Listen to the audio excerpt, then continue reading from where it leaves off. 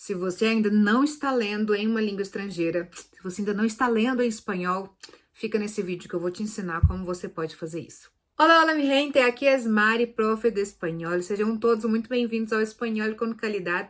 E hoje a gente vai falar sobre como ler, como praticar a minha compreensão de leitura em espanhol.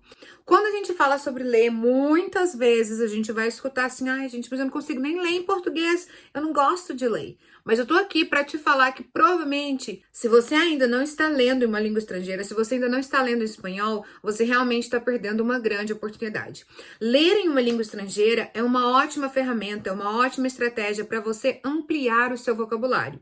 A gente, muitas das vezes, fica focado em vocabulários que vêm naquelas listas de palavras, sabe? Que a gente coloca lá, sítio, cadeira, então vocabulário de cozinha. Não temos problema com esses vocabulários. A questão é que quando a gente só foca nesses vocabulários, a gente perde duas coisas importantíssimas. Quando você tem lista de vocabulário, tem uma coisa que está faltando nessa lista, que é o contexto. Lembra que eu já falei para você que a lista de que qualquer palavra, as palavras sozinhas, elas não fazem mágica? As palavras, elas precisam estar junto com outras, elas precisam estar em um contexto. Então, quando você está lendo um livro, você vai ter o contexto que vai te ajudar. Muitas das vezes, a grande preocupação é que a gente quer parar todo o tempo. Então, eu tô aqui para te dar já a primeira dica. Quando você começar a ler um livro em espanhol, em uma língua estrangeira, nunca pare o tempo todo. Primeiro, que vai ser chato pra caramba, né, gente? Imagina a cada palavra, a cada linha, você ter que parar para buscar o significado. Não. Segunda dica que eu vou te dar é: tente sempre compreender de uma forma geral. Você não está lendo um livro para entender cada palavra, cada vírgula desse texto. Você está lendo um livro para entender uma história. Então, por isso, já juntando essa dica, eu vou te dar outra já, que é sempre comece com livros que você conheça a história. Que tal, então, por exemplo, se você já leu Harry Potter, que tal ler Harry Potter em espanhol? Você já sabe o que vai acontecer, você já conhece a história, então isso ajuda muito na hora. Você já conhece a história, você já sabe o que vai acontecer, quem vai morrer, quem vai deixar de morrer.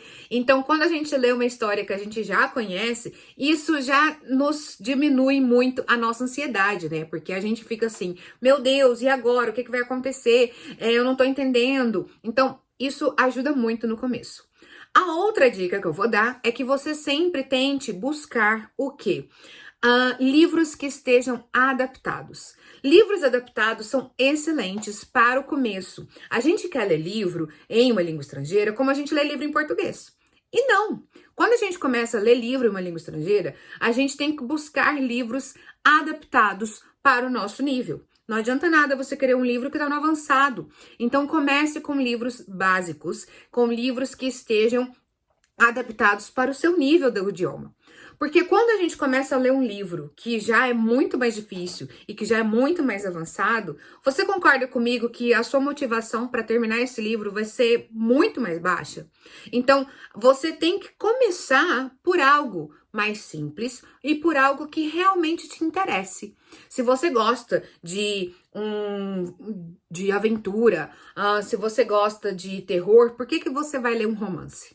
E vice-versa. Então, busque temas e busque níveis que estejam de acordo com o lugar onde você está agora, para que essa decepção não aconteça.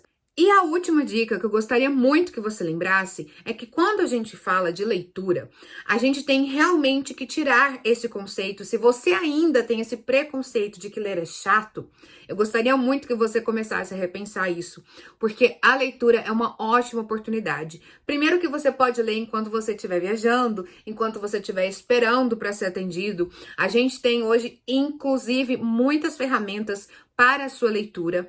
Inclusive, se você não conhece o Kindle, você conhece o Kindle? Eu tenho um Kindle e eu acho maravilhoso.